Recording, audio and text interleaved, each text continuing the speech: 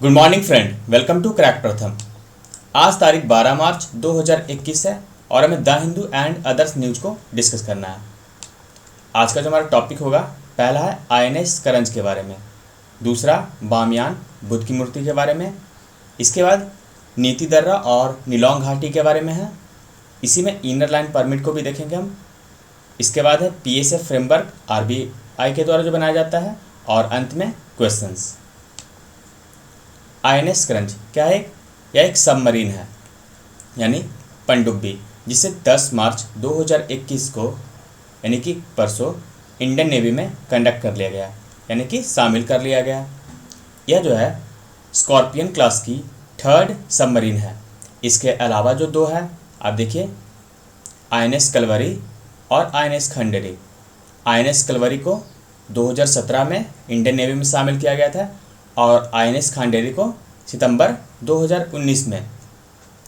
इसके अलावा इस जो क्लास है स्कॉर्पियन क्लास, इसके तहत दो और बनाने हैं, वेला और वगीर, यहाँ आप देख सकते हैं। तो ये जो है आईएनएस करंज, ये क्या है? कन्वेंशनल डीजल इलेक्ट्रिक सबमरीन है। कन्वेंशनल यानी कि पारंपरिक डीजल इलेक्ट्रिक है, यानी कि जो 1970-80 के दशक में तकनीक जो यूज किए जाते थे, वही तकनीक इसमें लगाया गया है, यानी कि कन्वेंशनल है डीजल इलेक्ट्रिक। लेकिन इसमें खास बात है कि इसे एआईपी एयर इंडिपेंडेंट प्रोपल्सन तकनीक में भविष्य में बदला जा सकता है। आगे हम देखते हैं कैसे। इसके पहले जानते हैं हम स्कॉर्पियन क्लास की सबमरीन क्या होती है। ये देखिए, यह मोस्ट एडवांस कन्वेंशनल सबमरीन होती है। ये पारंपरिक होती है, लेकिन उसमें कुछ एडवांस बनाया जाता है। इसके अलावा सुप्रियल स्टेल्थ फीचर होते हैं इसमें, एडवांस अकॉस्टिक साइलेंस टेक्नोलॉजी, यानी कि ये जो सबमरीन चलेगी अगर समुद्री सतह के अंदर, तो यह बहुत ही कम आवाज़ करेगी, जिससे दुश्मन को पता भी नहीं चल पाएगा। इसके अलावा यह लो रेडिएटेड नॉइज लेवल इसमें, अटैक वेपन आदि इसमें जुड़े होते हैं। भारतीय नौसेना के द्वारा इनका इस्तेमाल सर्विलांस में, इंटेलिजेंस गैदरिंग में, एंटी सबमरीन वॉरफेयर में, एंटी सरफेस वॉरफेयर में। ये सबमरीन और सरफेस यानी कि समुद्री सतह के अगर नीचे पार करना है दुश्मन राष्ट्र के समुद्री सतह को तब भी, या फिर समुद्री सतह से ऊपर, यानी कि ये ऊपर है उस पर भी अगर टॉर्पीडो से मारना हो तो भी ये इस्तेमाल में लाया जा सकता है। इसमें आप देख सकते हैं 18 हैवी वेपन लगे गए हैं, tube launch, MBDA SM-39 Exocet anti ship missile आदि, और एक गाइडेड वेपन भी लगाए गए हैं, यानी कि GPS आधारित। जैसे कि बताया, इसे सरफेस के अंदर और सरफेस के बाहर भी इसे इनेमी जो दुश्मन राष्ट्र के होते हैं टारगेट, उसे पूरा किया जा सकता है। इसकी कुछ और जो खासियत है आप देख सकते हैं, इसकी जो मैक्सिमम स्पीड है कितनी है? 20 नॉट। एक नॉट में कितना आता है? 1.8 किलोमीटर। तो यानी कि लगभग 36 किलोमीटर प्रति आवर के हिसाब से यह दूरी तय कर सकती। इसके अलावा यह 21 दिनों तक समुद्री सतह के अंदर रह सकती है, और कितने गहराई? मैक्सिमम 350 मीटर तक। तो इसके कुछ खासियत होगा।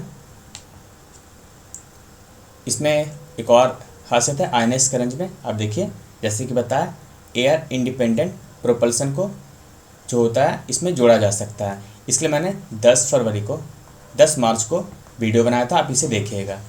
DRDO ने कुछ नया किया है। ये जो आईएनएस करंज है, ये फर्स्ट ट्रूली इंडिजिनस सबमरीन है, यानी कि स्वदेशी है पूर्ण रूप से। इसी में एक प्रोजेक्ट 75I भी पढ़ते हैं। इस प्रोजेक्ट 75I के तहत इंडियन नेवी के द्वारा 6 जो है नए जनरेशन के, यानी कि न्यू टेक्नोलॉजी और न्यू जनरेशन का अटैक सबमरीन बनाया जा रहा है, जिसे 2022 तक कंप्लीट किया जाएगा। कितना? 6। और ये बनाया कहाँ जा रहा है? मुंबई की जो है मझगांव डॉक के पास।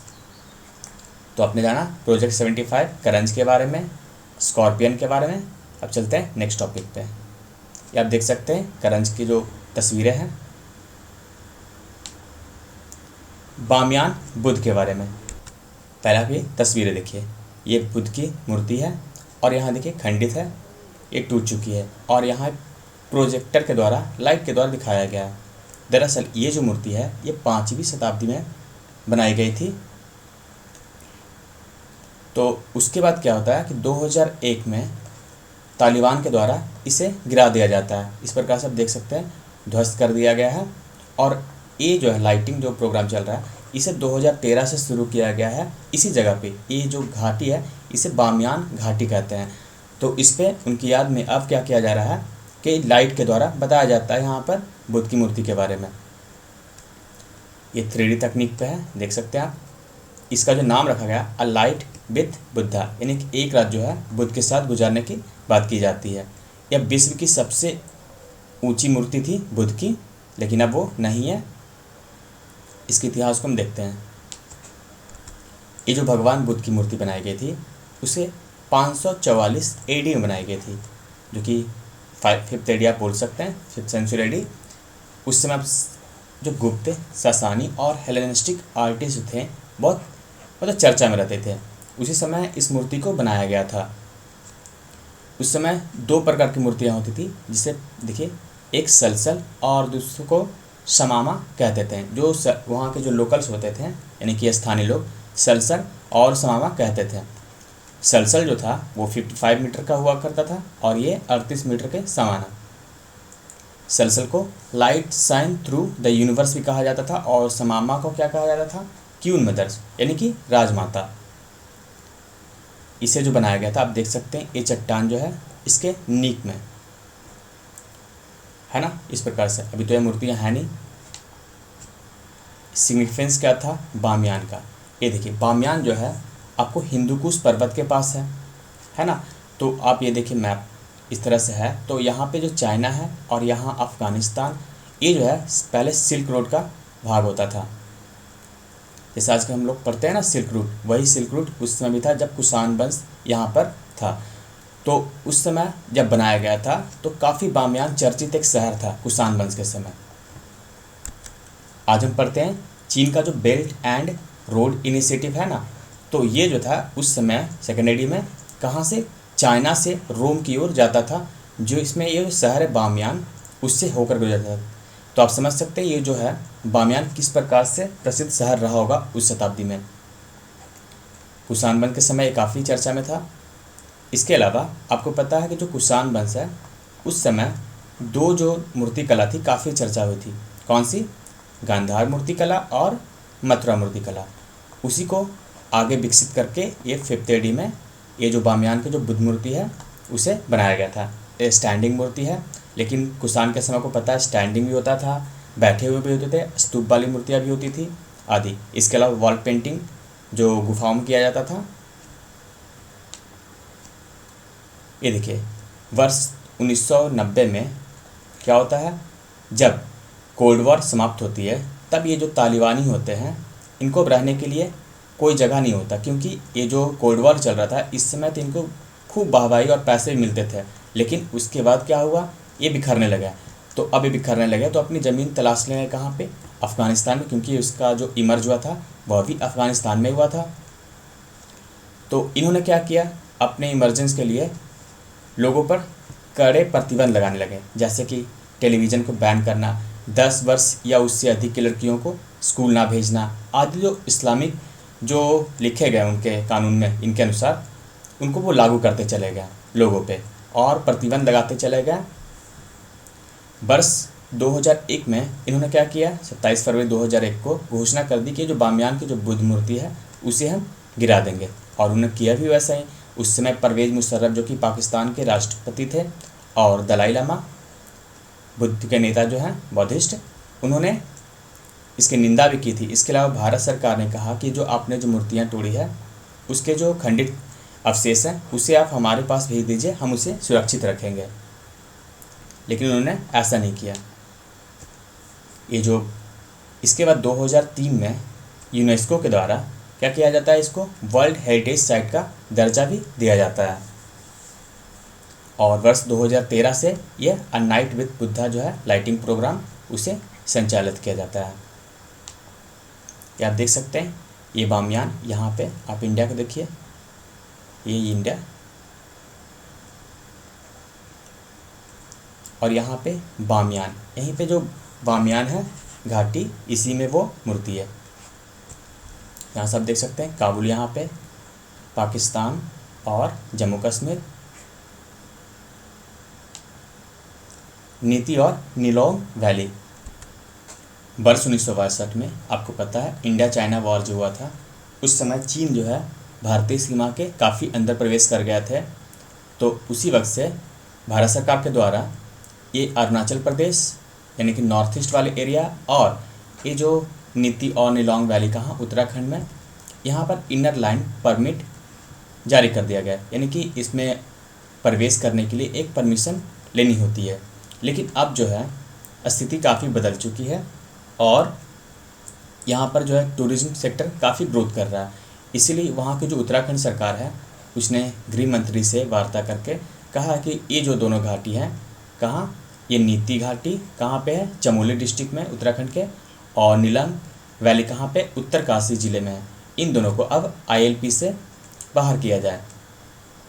उल्लेखनीय है कि उस समय जब 1962 का वॉर हुआ था और ILP घोषित किया गया था, तो उस समय कई लोग यहाँ से विस्थापित करके अन्य ज़िले में चले गए थे।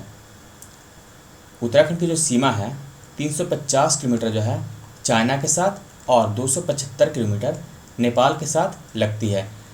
उत्तराखंड में कुल 13 ज़िले हैं, जिसमें 5 की जो सीमा है वो या तो नेपाल से या तो चीन से लगती है। जैसे देखिए आप, चमोली और उत्तरकाशी की सीमा चाइना से लगती है। इसके अलावा उधम सिंह नगर और चंपावत, इसकी सीमा नेपाल से, जबकि पिथौरागढ़ जो है इसकी सीमा नेपाल और चाइना दोनों से लगती है। ये देखिए उत्तरकाशी और चमोली, इसकी सीमा किससे, चाइना से। यहाँ पे उधम सिंह नगर और चंपावत इसकी नेपाल से, और ये जो पिथौरागढ़ है इसकी चाइना और नेपाल दोनों से सीमा लगती है।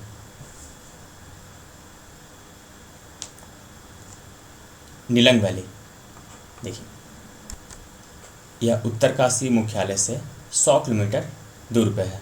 यहाँ 2 गांव हैं, पहला नीलोंग और जेडोंग, लेकिन 1962 के बाद यह गांव पूरी तरह से खाली है और यहाँ के जो विलेजर है यानी कि गांव के लोग वो डुंडा और उत्तरकाशी तहसील में जाके बस चुके हैं। यहाँ अब ITBP रहती है, इंडियन तिब्बत बॉर्डर पुलिस। इसके अलावा यहाँ पे जो विदेशी जो टूरिस्ट होते हैं उनको प्रतिबंध है, यानी कि वे यहाँ नहीं आ सकते। लेकिन डोमेस्टिक लोग जो होते हैं जैसे कि आप और हम, तो वो यहाँ पे अलाउ है यहाँ पे, लेकिन उनको ILP लिया जाता है, यानी कि इनर लाइन परमिट लिया जाता है, उसके बाद ही वे प्रवेश कर सकते हैं। इस परमिट के तहत मैक्सिमम 24 लोगों को प्रवेश करने की अनुमति होती है, लेकिन वे वहाँ रात को नहीं रुक सकते हैं। यानी कि आपको जो भी काम करना है या घूमना है, पर्यटक करना है, तो आप 24 ये जो है लोग वो दिन में ही कर सकते हैं।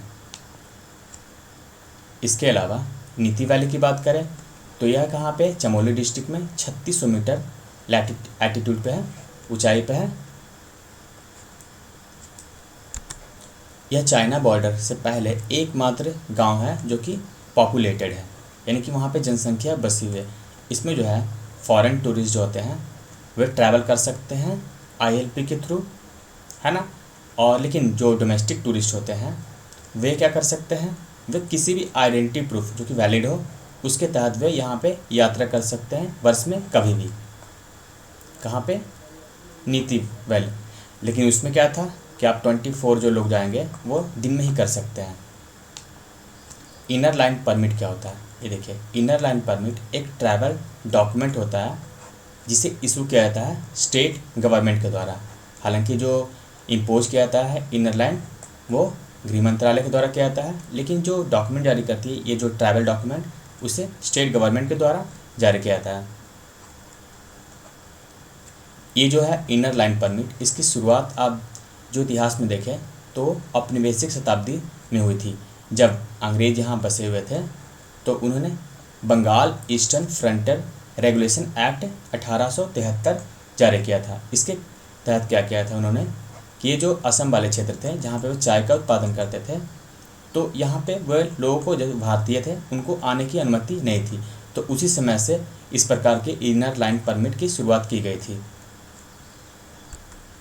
उस समय जो प्रतिबंध लगाया जाता था उस एरिया को ब्रिटिश सब्जेक्ट कहा जाता था, जिसे वर्ष 1950 में जब भारतीय संविधान लागू हुआ तब उसे सिटीजन ऑफ इंडिया कहा जाने लगा। नेक्स्ट है पीसीए फ्रेमवर्क। पीसीए यानी कि प्रॉम्प्ट करेक्टिव एक्शन, यानी कि शीघ्र सुधारक कार्यवाही। इस फ्रेमवर्क को आरबीआई के द्वारा बनाया गया है, रिजर्व बैंक ऑफ इंडिया के द्वारा। क्यों? इसके तहत क्या होता है कि कोई बैंक अगर खराब प्रदर्शन करती है, उनका एनपीए बढ़ जाता है, तो क्या करती है कि उस बैंक के जो कंट्रोल होते हैं अपने पास ले लेती है। उसमें कई प्रकार के होते हैं, आगे हम देखते हैं। तो इसीलिए ये जो है आईडीबीआई बैंक को वर्ष 2017 में, कब, मई 2017 में इसके तहत अंदर ले लिया गया था, इस फ्रेमवर्क के तहत। क्यों? क्योंकि जो उसका जो एनपीए था वो 13% से अधिक हो गया था मार्च 2017 में, लेकिन इसमें जो नियम बनाया गया 12% से अधिक ना हो, और उनमें और भी जो नियम होते हैं उनको ब्रीच कर गया था। कौन? आईडीबीआई के द्वारा। तो इसीलिए इस फ्रेमवर्क के तहत उसे आरबीआई के तहत लाया गया था। इसके तहत देखिए क्या क्या हो सकता है, जैसे कि कोई ब्रांच जो है, जो आईडीबीआई है, अगर कोई ब्रांच खोलना चाहता है तो वो नहीं खोल सकता। इसके अलावा वो उस पर लिमिट बांधी जाती है उधार देने की आदि वगैरह। इतना ही नहीं, उसके जो बोर्ड होते हैं, मान लीजिए आईडीबीआई का जो बैंक बोर्ड होता है, उसको भी वो सुपरसीड कर सकते हैं। यह कब इम्पोज होता है? देखिए,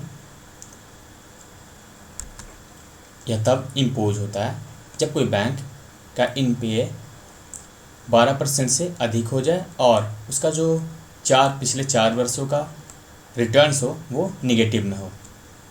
इसके तहत 2 प्रकार के प्रतिबंध लगाए जाते हैं। पहला है मैंडेटरी यानी कि अनिवार्य, और दूसरा डिस्क्रिशनरी यानी कि विवेकाधीन।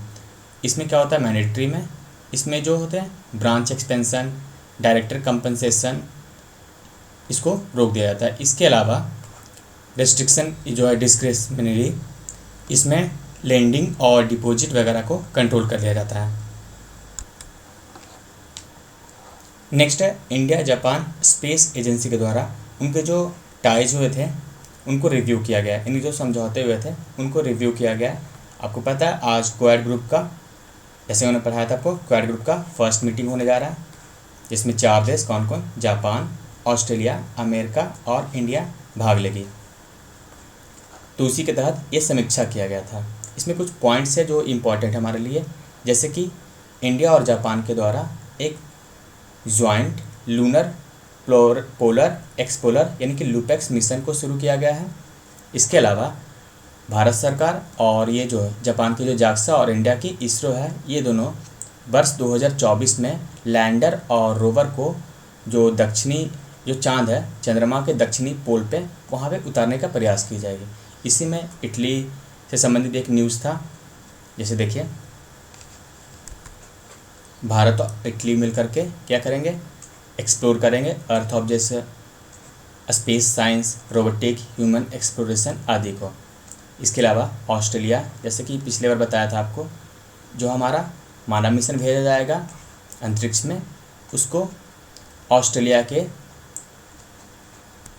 कोकोस द्वीप समूह के पास से क्या किया जाएगा, कंट्रोल और उसको ट्रैकिंग, कंट्रोल नहीं बल्कि ट्रैकिंग किया जाएगा, कंट्रोल तो इसरो के पास ही रहेगी।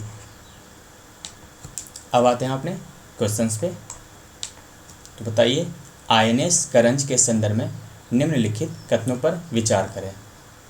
पहला है, स्कॉर्पियन क्लास की पारंपरिक डीजल वर्ग की पनडुब्बी है। देखिए, पारंपरिक कन्वेंशनल डीजल इलेक्ट्रिक क्लास। दूसरा, करंज समुद्री सतह से 1000 मीटर की गहराई में 50 दिनों से अधिक रह सकती है। इसे भारत और रूस के सहयोग से बनाया गया। पहला, केवल 1 सही, बी केवल 2 सही, केवल 1 और 2 सही, डी 2 और 3 सही। बताइए कौन सी इसमें सही होगा। देखिए, पहला बिल्कुल सही है ना, यह पारंपरिक डीजल इलेक्ट्रिक वर्ग की पनडुब्बी है। दूसरा, 1000 मीटर नहीं बल्कि कितना है, 350 मीटर मैक्सिमम है। इसके अलावा 50 दिनों नहीं 21 दिनों तक यह रह सकती है। तो ये हमारा गलत हो गया। इसके अलावा ये पूरी तरह से भारत के द्वारा बनाया गया, ना कि रूस के या फिर अन्य किसी राष्ट्र के सहयोग से। तो 2 2 और ये कट जाएंगे तो हमारे उत्तर हो जाएंगे केवल एक सही। नेक्स्ट है बामियान घाटी कहाँ पे है? आपको पता है बुद्ध की जो मूर्ति बामियान के बारे में कहाँ पे है? अफगानिस्तान में। नेक्स्ट है बामियान बुद्ध की मूर्ति के संदर्भ में सही कथनों का चयन करें। इस मूर्ति का निर्माण कुषाण वंश के समय किया गया था। दूसरा, वर्ष 2001 में तालिबान आतंकी समूह द्वारा इसे ध्वस्त कर दिया गया था। वर्ष 2003 में यूनेस्को द्वारा इसे विश्व धरोहर स्थल घोषित किया गया था। केवल एक सही, केवल 1 और 2 सही, 2 और 3 सही, 1, 2 और 3 सही। कौन सा उत्तर हो जाएगा? इसका निर्माण कब किया गया था? आपको बताया 544 AD में। तो कुषाण तो होंगे नहीं, इस समय गुप्त वंश थे। तो एक गलत हो जाएगा हमारा, एक, यहाँ पे भी 1 और 1, तो बचे क्या? केवल 2 और 3, यानी कि सी हमारे उत्तर हो जाएंगे। नेक्स्ट है नीति दर्रा के संदर्भ में निम्नलिखित कथनों पर विचार करें। यह उत्तराखंड के उत्तरकाशी जिले में भारत और नेपाल की सीमा पर अवस्थित है। बताइए। दूसरा है नीति दर्रा के पूर्व में धौली गंगा नदी प्रवाहित होती है। तीसरा, इस क्षेत्र में वर्ष 1962 से इनर लाइन परमिट लागू है। इसका उत्तर क्या होगा? यह उत्तरकाशी जिले में नहीं, कहाँ पे है?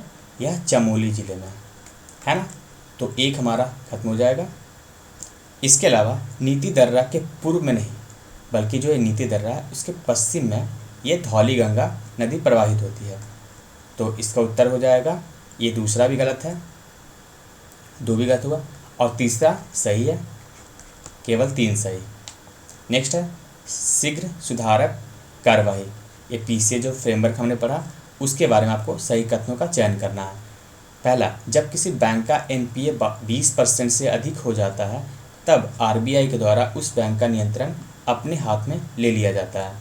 दूसरा, RBI के द्वारा संबंधित बैंक के बोर्ड को भी निलंबित किया जा सकता है। तीसरा, इस कार्रवाई के तहत RBI बैंकों पर 2 प्रकार का प्रतिबंध लगा सकता है। आपको सही कथनों का चयन करना, केवल 1 सही, केवल 2 सही, केवल 1 और 3 सही, केवल 2 और 3 सही।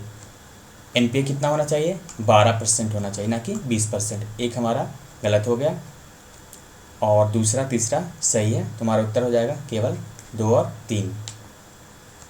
यहाँ पे आपको आंसर दिए गए हैं और इसका जो PDF है आप इस टेलीग्राम चैनल से ले सकते हैं। तो इस वीडियो में बस इतना ही। Thank you for watching crack प्रथम।